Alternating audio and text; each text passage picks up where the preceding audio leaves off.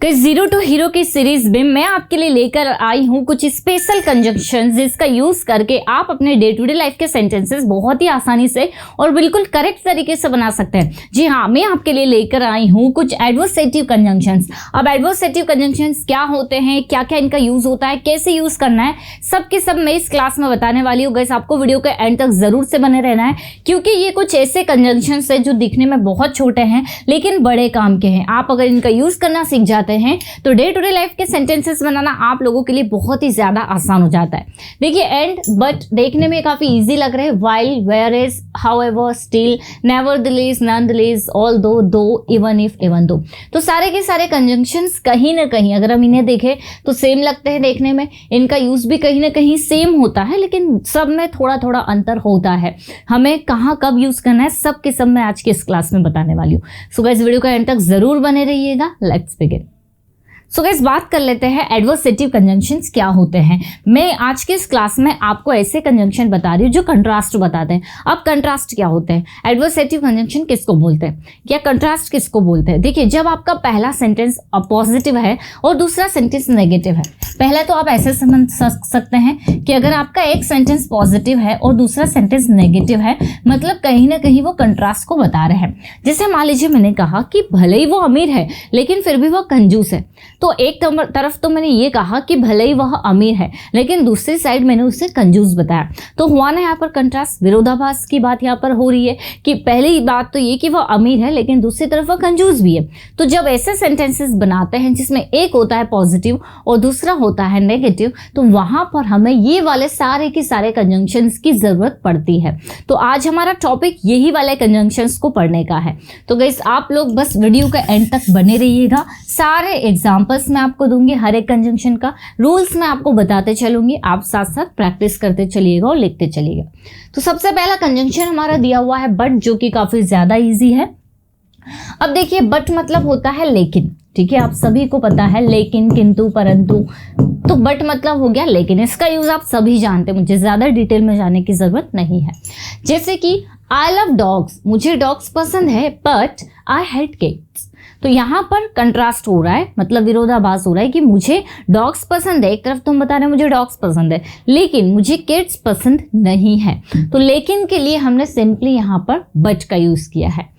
I want to call him, एक तरफ तो हम बोल रहे हैं कि मैं उससे कॉल करना चाहती हूँ बट लेकिन I don't have his contact number, लेकिन मेरे पास में उसका कॉन्टेक्ट नंबर नहीं है। तो एक तरफ तो हम ये बताना चाह रहे हैं कि मैं उससे कॉल करना चाह रही हूँ लेकिन दूसरी साइड हम लोग बताना चाह रहे हैं कि मेरे पास में उसका कॉन्टेक्ट नंबर नहीं है। कंट्रास्ट हो रहा है। तो ऐसे सारे के सारे कंजंक्शन में आपको कंट्रास्ट देखने के लिए मिलेगा, ठीक है। तो ये हो गया। दूसरा, आई एम वेरी हंग्री, मैं बहुत ही ज़्यादा भूखी हूँ या मुझे बहुत ज़्यादा भूख लगी है, but the fridge is empty, लेकिन फ्रिज जो है उसमें कुछ भी नहीं है, फ्रिज खाली है। या हम बोल सकते हैं कि मैंने उसे इनवाइट किया, I invited him but he did not come, लेकिन वह नहीं आया। तो बट तो बहुत ही सिंपल है, आपको इसका यूज़ पता होगा कि किस तरह से करते हैं। चलिए आगे बढ़ते हैं। नेक्स्ट गाइस हमारे पास कंजंक्शन दिया हुआ है येट। अगर हम येट की बात करें तो येट का मतलब भी लेकिन होता है, लेकिन इसका एक और मतलब होता है तो भी, या हम बोल सकते हैं फिर भी, तो भी या फिर भी। तो अब एंड और येट में क्या अंतर है, आप येट की जगह एंड भी लगा सकते हैं क्या, या फिर क्या आप एंड की जगह येट लगा सकते हैं, ये हम समझेंगे। देखिए येट आपको कब लगाना है, जब हम तो भी वाला सेंस हमारे सेंटेंस में आ रहा है। जैसे हम बोल सकते हैं कि मैंने उससे बुलाया उसके बावजूद भी, तो भी, फिर भी वह नहीं आया। पहले सेंटेंस में हमने कहा कि मैंने उसे बुलाया लेकिन वह नहीं आया, लेकिन यहाँ हम बोल रहे हैं मैंने उसे बुलाया तो भी, फिर भी या फिर उसके बावजूद भी वह नहीं आया। तो यहाँ पर हमें येट का यूज तब करना है जब हमारे सामने कोई अनएक्सपेक्टेड चीजें हो या फिर जिसको सुनकर हम सरप्राइज्ड हो, ठीक है। सेंटेंस देखते हैं ताकि आपको बेहतर तरीके से समझ में आए। I studied for a month, मैंने एक महीने पढ़ाई की, yet I failed the exam, तो भी मैं एग्जाम में फेल हो गया। अगर हम इसकी जगह बट लगाते तो सेंटेंस का मतलब क्या निकलता, I studied for a month, मैंने एक महीने पढ़ाई की लेकिन मैं एग्जाम में फेल हो गया, ठीक है, I studied for a month yet I failed the exam. तो मैंने 1 महीने पढ़ाई की तो भी मैं एग्जाम में फेल हो गया। तो गाइस एक तरह से अगर हम देखें तो कोई बहुत ज़्यादा डिफरेंस नहीं है, लेकिन बट हम नॉर्मल में लगाएंगे। और ये का यूज़ आपको तब करना है जब कोई अनएक्सपेक्टेड चीज़ हो, या फिर तो भी वाला सेंस रहे, फिर भी वाला सेंस रहे। तो मैंने 1 महीने पढ़ाई की, उसके बावजूद भी मैं फेल हो गया। ठीक है, तो यहाँ फेल होने की उम्मीद नहीं थी, ये अनएक्सपेक्टेड था, इसीलिए हम लोगों ने येट का यूज़ किया है। I am not very strong, मैं बहुत ज़्यादा स्ट्रॉन्ग नहीं हूँ। तो आगे हमें कुछ ऐसी चीज़ मिलेगी जो अनएक्सपेक्टेड रहेगी। Yet I can swim across the ocean, फिर भी मैं ओशियन में तैर सकता हूँ, स्विम कर सकता हूँ। तो एक साइड तो हम बोल रहे हैं कि मैं बहुत ज़्यादा स्ट्रॉन्ग नहीं हूँ, फिर भी, ठीक है, तो फिर भी वाला सेंस हो रहा है क्योंकि इधर अनएक्सपेक्टेड चीज़ यहाँ पर मेंशन हो रही है। तो आप थोड़ा सा इस तरीके से समझ सकते हैं कि येट का यूज़ भी आप बट की जगह कर सकते हैं, या बट का यूज़ भी आप येट की जगह कर सकते हैं, थोड़ा सा अंतर होता है। ही नेवर स्टडीड, उसने कभी पढ़ाई नहीं की। येट, तो भी he got a perfect score, तो भी उससे बहुत ही अच्छे स्कोर आए, उससे बढ़िया स्कोर आए। तो एक तरफ तो हम बोल रहे हैं कि उसने कभी पढ़ाई नहीं की, कंट्रास्ट शो हो रहा है, हर कंजंक्शन में कंट्रास्ट मिलेगा आपको। तो उसने कभी पढ़ाई नहीं की, फिर भी उसने अच्छे स्कोर प्राप्त किए, या तो भी उससे अच्छे स्कोर मिले। क्लियर? तो गाइस येट जो है वो उसका हिंदी होता है लेकिन, तो भी, फिर भी, या फिर इसके बावजूद भी। और बट का मतलब होता है लेकिन। तो ये 2 कंजंक्शन आपके कंप्लीट हुए। आई होप आपको अच्छे से समझ में आया होगा। एक और हम सेंटेंस देख लेते हैं। जैसे मैंने उससे कई बार कॉल किया, उसके बावजूद भी उसने मेरा कॉल रिसीव नहीं किया। तो यहाँ पर हम उसके बावजूद भी बोल रहे हैं, तो येट लगा देंगे। I called him many times yet he did not receive my call, मतलब तो भी उसने मेरा कॉल रिसीव नहीं किया। आगे बढ़ते गए, वाइल और वेयर इज, इसका मतलब होता है जबकि। ये भी कंट्रास्ट को बताते हैं। जैसे बोलते हैं ना कि मैं पढ़ रहा था जबकि वह काम कर रहा था, या मैं काम कर रहा था जबकि वह पढ़ाई कर रहा था। मैं लिख रही थी जबकि वह सो रही थी, और मेरे पास में बहुत सारे पैसे जबकि उसके पास में कुछ भी नहीं है। तो जबकि वाला जब सेंस होता है हम वहाँ पर वाइल या वेयर इज लगा देते हैं। ठीक है, चलिए सेंटेंसेस देखते हैं। आई वॉज क्राइंग, मैं रो रही थी, वाइल ही वॉज लाफिंग, जबकि वह हंस रहा था। यहाँ भी कंट्रास्ट दिख रहा है हमें कि मैं रो रही थी जबकि वह हंस रहा था। आई हैव 4 पेन्स, मेरे पास में 4 पेन है जबकि उसके पास में 2 ही है, वाइल ही हैज 2। तो आई हैव 4 पेन्स, मेरे पास में 4 पेन है लेकिन जबकि उसके पास में 2 ही है। आई वॉज वर्किंग, मैं काम कर रही थी, वाइल शी वॉज स्लीपिंग, जबकि वह सो रही थी। एक और सेंटेंस देखते हैं। मेरे पास में बहुत सारे पैसे हैं जबकि उसके पास में कुछ भी नहीं है। I have a lot of money while he has nothing, whereas he has nothing. ठीक है, तो जब भी आपके सेंटेंसेस में जबकि आता है आप वहाँ पर वाइल या वेयरएज लगा देंगे और आपका सेंटेंस ट्रांसलेट हो जाएगा। हाँ, वाइल और व्हेन दोनों ही जब या जबकि के लिए यूज होता है। इसका एक अलग रूल चलता है, वो हम और कभी देखेंगे। अभी आपको ओनली वाइल और वेयरएज का देखना है।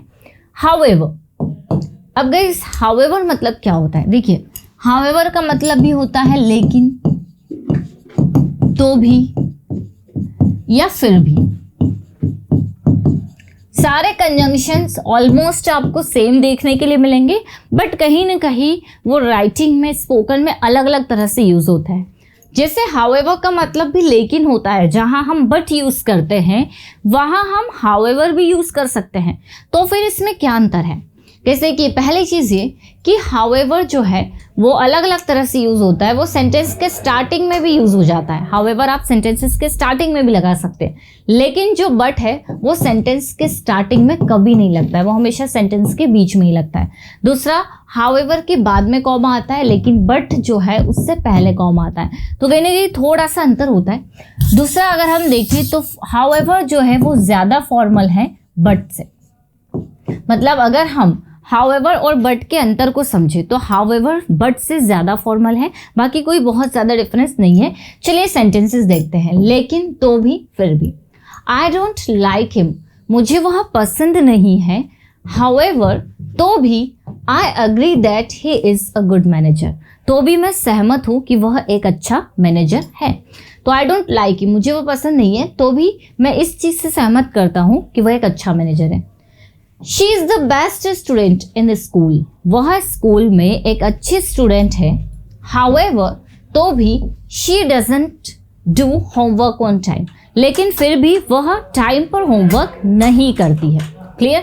तो यहाँ पर हाउएवर का मतलब क्या निकल रहा है? तो भी, फिर भी, लेकिन वह समय पर होमवर्क नहीं करती है। ये भी कंट्रास्ट को बता रहा है। तो एक तरफ तो हम बोल रहे हैं कि वह एक अच्छी स्टूडेंट है स्कूल में, लेकिन फिर भी वह समय पर होमवर्क नहीं करती है। इट स्टार्टेड रेनिंग, बारिश शुरू हो गई। However I wanted to go to the park, बारिश शुरू हो गई लेकिन फिर भी मैं पार्क जाना चाहता था। यहाँ पर अगर हम बट लगा दे तो कोई बहुत ज़्यादा अंतर नहीं आएगा। इट स्टार्टेड रेनिंग, बारिश शुरू हो गई, but I wanted to go to the park, लेकिन मैं पार्क जाना चाहता था। तो भी यहाँ पर कोई मीनिंग चेंज नहीं हो रहा है, आप लगा सकते हो। लेकिन जैसे मैंने बोला, राइटिंग में थोड़ा सा अंतर आ जाता है, प्लस ये ज़्यादा फॉर्मल है, आप इसे यूज़ कर सकते हैं। अब देखिए हाउएवर को स्टार्टिंग में कैसे यूज़ करेंगे। बट जो है वो स्टार्टिंग में यूज़ नहीं होता है, हाउएवर यूज़ हो जाता है। हाउएवर ही इज़ रिच, हालांकि वह अमीर है। ही इज़ नॉट हैप्पी, लेकिन फिर भी वह खुश नहीं है। तो आप अगर चाहे तो हाउएवर के साथ आप स्टिल यूज़ कर सकते हैं, येट भी यूज़ कर सकते हैं, ठीक है। लेकिन हाउएवर को आप इसी तरह से यूज़ करें। हाउएवर ही इज़ रिच, हालांकि वह अमीर है। ही इज़ नॉट हैप्पी, वह खुश नहीं है। तो यहाँ भी कंट्रास्ट दिख रहा है। क्लियर? तो आप समझ सकते हैं कि हाउएवर कैसे यूज़ होता है। अगर फुल स्टॉप है तो आपको हाउएवर का एच कैपिटल लिखकर फिर कॉमा हाउएवर के बाद में लगाना है। और हमने बट में क्या देखा? बट में हम लोगों ने देखा कि जो बट के पहले है, कॉमा बट के पहले लग रहा है, लेकिन हाउएवर में बाद में लग रहा है। चलिए आगे आते हैं। नेवरदलेस, नॉनदलेस, इसका मतलब होता है इसके बावजूद भी, इसके बावजूद भी। चलिए सेंटेंसेस देखते हैं। The test was difficult, test बहुत ज़्यादा डिफिकल्ट था। नेवरदलेस, इसके बावजूद भी he managed to score well, उसके बावजूद भी, तो भी उसने बहुत अच्छा स्कोर किया, बहुत अच्छा स्कोर करने के लिए कोशिश की। तो यहाँ पर नेवरदलेस का मतलब क्या निकल रहा है? तो भी, इसके बावजूद भी। ही वॉज नॉट इन्वाइटेड, उसे इन्वाइट नहीं किया गया, पैसिव वॉइस का सेंटेंस है। ही वॉज नॉट इन्वाइटेड, उसे इन्वाइट नहीं किया गया। नेवरदलेस, उसके बावजूद भी he went to attend the party, उसके बावजूद भी वह पार्टी अटेंड करने गया, तो भी वह पार्टी अटेंड करने गया। ठीक है। आई वॉज बिजी, मैं बिजी थी। नेवरदलेस आई वेंट देयर, तो भी मैं वहाँ गई। आई वॉज बिजी, मैं बिजी थी, उसके बावजूद भी मैं वहाँ गई, तो भी मैं वहाँ गई। ठीक है। तो आप चाहे तो नेवरदलेस का यूज़ करें, आप चाहे तो नॉनदलेस का यूज़ करें, एक ही बात है, दोनों में कोई बहुत ज़्यादा अंतर नहीं है, आप दोनों का यूज़ कर सकते हैं। या आप बोल सकते हैं कि मैंने सच बोला, उसके बावजूद भी मुझे डांटा गया। I spoke the truth, nevertheless I was scolded, मतलब मैंने सच बोला, उसके बावजूद भी मुझे डांटा गया। ठीक है। तो नेवरदलेस मतलब होता है के बावजूद भी। गाइस नेक्स्ट है हमारे पास में दो, ऑल दो और इवन दो। ऑल दो और इवन दो, ये तीन कंजंक्शन है जिसका मतलब निकलता है के बावजूद भी, या हम बोल सकते हैं हालांकि, और उसके बाद आता है फिर भी, या हम बोल सकते हैं माना कि, और फिर साथ में आता है तो भी। आपने ऐसे सेंटेंसेस सुने होंगे अपनी डे टू डे लाइफ में, जैसे माना कि वह बहुत ज़्यादा अमीर है फिर भी वह कंजूस है, माना कि वह मेरी दोस्त है लेकिन मैं उससे बात नहीं करती हूँ, भले ही वह मेरी दोस्त है तो भी मैं उससे बात नहीं करती हूँ। तो एक तरफ तो हम बता रहे हैं कि भले ही वो मेरी दोस्त है लेकिन मैं उससे बात नहीं करती हूँ, तो यहाँ भी कंट्रास्ट हम बता रहे हैं। तो ऐसे सेंटेंसेस में जहाँ हम माना कि, हालांकि, भले ही बोलते हैं, वहाँ पर हमें इन तीनों में से कोई सा भी कंजंक्शन ले लेना है। और भी मैं थोड़े से रूल्स आपको बताऊंगी। ऑल दो, इवन दो। कैसे अगर हम बात करें, दो थोड़ा सा फॉर्मल होता है, ऑल्दो और दो कहीं ना कहीं सेम है, कोई अंतर नहीं है। इसके बाद में आप चाहे तो येट लगाए या फिर आप कॉमा लगाए। किसके लिए? फिर भी के लिए या तो भी के लिए। इवन दो की अगर बात करें तो इवन दो हमें तब यूज़ करना है जब हम किसी सेंटेंस को ज़्यादा जोर देकर बोलना चाह रहे हैं, एम्फसाइज कर रहे हैं, ठीक है। जोर देकर बोलना अगर आप चाह रहे हैं, ज़्यादा हाईलाइट करना चाह रहे हैं, तो आप इवन दो का यूज़ करिए। अदरवाइज ऐसा कुछ भी नहीं है, आप ऑल दो का भी यूज़ कर सकते हैं, बट जैसे मैंने बताया हाईलाइट करने के लिए इवन दो का यूज़ कर सकते हैं। चलिए देखते हैं सेंटेंसेस। दो आई वॉज सिक, मेरे बीमार होने के बावजूद भी, या फिर हालांकि मैं बीमार था, या भले ही मैं बीमार था। यहाँ देखिए हिंदी लिखा है मैंने, के बावजूद भी, हालांकि, माना कि, यहाँ बोल सकते हैं भले ही। तो माना कि मैं बीमार था, दो आई वॉज सिक, अब यहाँ कॉमा लगा दीजिए आप। आई वेंट टू जिम, फिर भी मैं जिम गया। भले ही मैं बीमार था तो भी मैं जिम गया, ठीक है। तो हिंदी आप अपने अपने तरीके से बोल सकते हैं। यहाँ पर हमें सिचुएशन देखनी है कि ऐसा हुआ, उसके बावजूद भी ऐसा हुआ। मेरे बीमार होने के बावजूद भी मैं जिम गया। Though I was sick I went to gym. Although they are rich, मतलब भले ही वे अमीर है। माना कि वे अमीर है, दो दे आर रिच या although they are rich, comma आ गया, दे आर माइजर, वे कंजूस हैं। माना कि वे अमीर है लेकिन वे कंजूस हैं। She doesn't want to go to the doctor, though she is very sick. वह डॉक्टर के पास नहीं जाना चाहती है, हालांकि वह बहुत बीमार है। तीनों मीनिंग निकल सकते हैं। हालांकि वह बहुत बीमार है, फिर भी वह डॉक्टर के पास नहीं जाना चाहती है। माना कि वह बहुत बीमार है, तो भी वह डॉक्टर के पास नहीं जाना चाहती है। और भले ही वह बहुत बीमार है, तो भी वह डॉक्टर के पास नहीं जाना चाहती है। इसी सेंटेंस को ऐसे भी बोला जा सकता है कि बहुत बीमार होने के बावजूद भी वह डॉक्टर के पास नहीं जाना चाहती है। तो जैसे हमने गाइस यहाँ पर दो को बीच में लगाया, आप सेंटेंसेस के बीच में भी दो या ऑल दो का यूज़ कर सकते हैं। तो ये तो हो गई बात दो की और ऑल दो की। तो यहाँ हमने देखा कि कैसे दो और ऑल दो यूज़ होता है, कोई बहुत ज़्यादा डिफरेंस नहीं है। जैसे कि मैंने बताया, दो जो है फॉर्मली यूज़ होता है और ऑल दो भी आप यूज़ कर सकते हैं। मैंने पहले भी आपको बताया कि यहाँ पर जो है येट का यूज होता है, ठीक है। मतलब सेकंड सेंटेंस में आप तो भी, फिर भी के लिए येट यूज कर ले या फिर कॉमा यूज कर ले, एक ही बात है। अब मैं अगर बात करूँ इवन दो की, तो इवन दो में थोड़ा सा अंतर होता है। मतलब ऑल दो, दो, इवन दो कोई बहुत ज़्यादा अलग नहीं है, आप इंटरचेंजेबली यूज कर सकते हैं। लेकिन थोड़ा सा अंतर है, तो वो क्या है गाइस? इवन दो का यूज आप तब करेंगे जब आप किसी सेंटेंस को, किसी बात को हाईलाइट करके बोलना चाह रहे हैं, जोर देकर बोलना चाह रहे हैं, वहां पर आप इवन दो का यूज कर लेंगे। देखते हैं कैसे। जैसे यहाँ पर दिया हुआ है, even though she was late, वह लेट हो गई थी, उसके बावजूद भी the teacher did not write her absent, teacher ने उसकी एब्सेंट नहीं लिखी। मतलब उसे देर हो गई थी तो भी टीचर ने उसकी एब्सेंट नहीं लिखी। यहाँ पर अगर मैं चाहूँ तो दो का यूज़ भी कर सकती हूँ, ऑल दो का यूज़ भी कर सकती हूँ, लेकिन मैंने इवन दो का यूज़ किया क्योंकि यहाँ जोर देकर बोला जा रहा है या फिर हम चीज़ को हाईलाइट करना चाह रहे हैं, किसी बात को हाईलाइट करना चाह रहे हैं, इसीलिए हमने यहाँ पर इवन दो का यूज़ किया।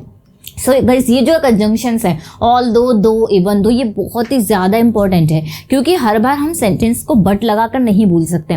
हमें बहुत सारे sentences day to day life में ऐसे मिलते हैं जहाँ पर हमें दो, इवन दो, ऑल दो, इनका यूज़ करना ही पड़ता है। तो ये अगर आप सीख लेते हैं तो कहीं ना कहीं आप बेसिक से एडवांस्ड लर्नर की कैटेगरी में आ जाते हैं। तो हम सिंपल तरीके से ना बोलकर सेंटेंस को इस तरीके से बोल सकते हैं।